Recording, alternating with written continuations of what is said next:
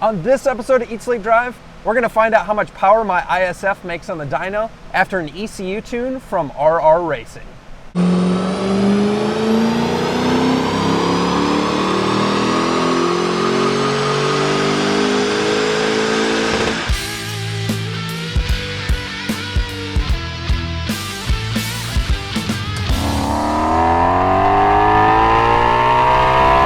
Hello everyone, my name is Kurt and you're watching Eat Sleep Drive. The ISF is back for more mods. Last time we put an exhaust on this thing and it sounds nice and rowdy now, but this time we're gonna do a super easy mod and hope to pick up a few horsepower from this thing.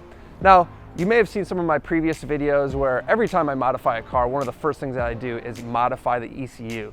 The factory OEMs leave something on the table with pretty much all of these cars for reliability reasons and variations in where people are driving these kind of things.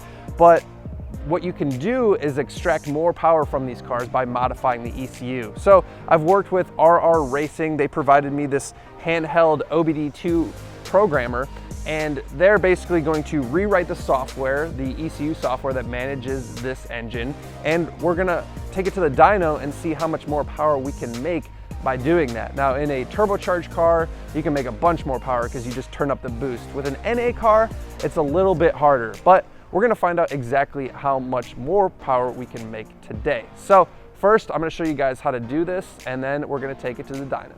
Flashing a tune with this little handheld device is pretty simple. The first thing you have to do is plug it into the car to take a snapshot of the current ECU. You then plug the handheld into your laptop to upload the file. This is the file you email to RR Racing for your tailor-made tune. They responded to me within a couple hours, at which point I could load the custom file to my device so it was ready to load into the car.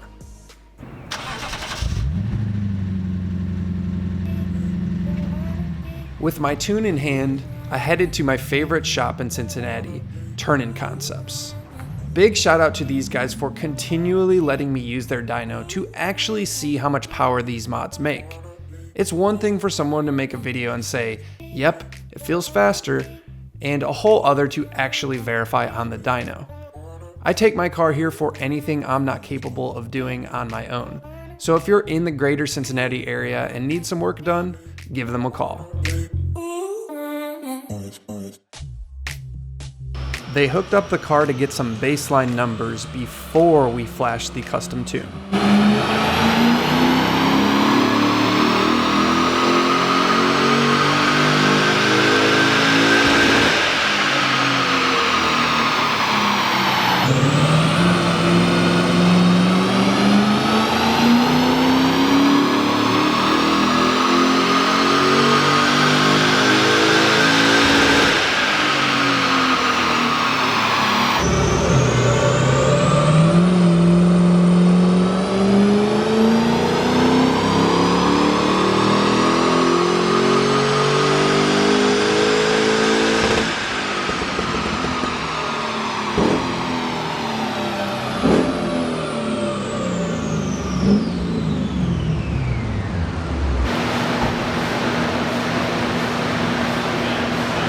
All right, so we just got done with the baseline dyno, and as you can see here, we made a pretty respectable 353 horsepower at the wheels of this car. So this is fully stock with just an exhaust.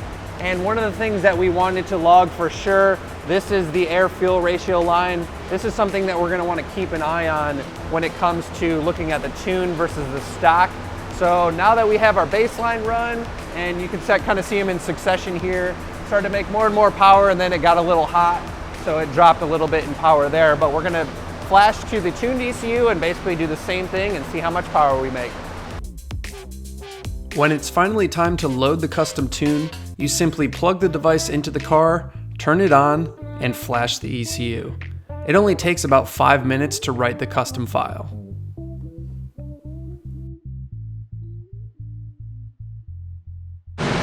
All right, we just wrote the ECU. Let's see if she starts. Womp womp.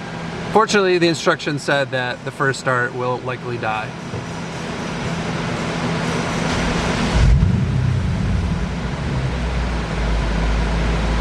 Yay. All right, cool.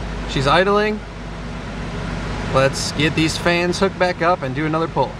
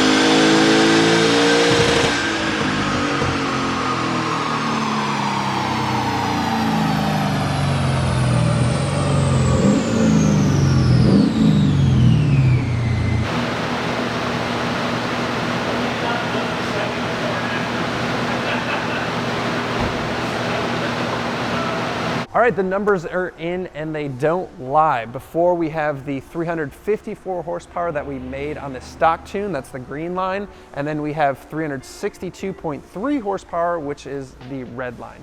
One thing to keep in mind here with these numbers, guys, is that we're really just looking at the difference in number from before to after. You can't really compare this number from a dyno or another car to another car unless they're running on the same dyno. So if you see another dyno online and you're like, oh, this person made 400 horsepower, like, it's not the same dyno. The numbers cannot be compared from different dynos to different dynos. So we're just looking at the difference. And honestly, it's pretty much in line with what RR Racing told me to expect from just a tune with a catback exhaust. Around 8 or 9 horsepower gain, a little bit more than that in torque in the mid-range especially, but we pretty much made that much more horsepower through the entire rev range from 4,000 RPM up. So it is definitely a noticeable gain for a NA engine. We talked previously about boosted cars. You can make so much more power with just turning up the boost and stuff. It's a little bit harder on an NA engine, but overall I'm happy with it. If I were to do headers and I was to do a tune, I would make even more power over the stock tune. So that's the nice part. This thing scales with whatever you're basically gonna do to the car. So right now, after I haven't done much, it's making 10 more horsepower. And then whenever I do headers and whenever I do an intake, it's gonna make 20 to 30 more horsepower just from the tune itself. So that's something to keep in mind. Let me know what you guys think in the comments below about this tune if you want to buy one for yourself. They're about 650, 660 bucks, something like that. And you can pick one up for yourself if you want to. So I'll put a link in the description below. Appreciate you guys watching. As always, Eat Sleep Drive TV on Instagram. I'll see you guys on the next one. Peace.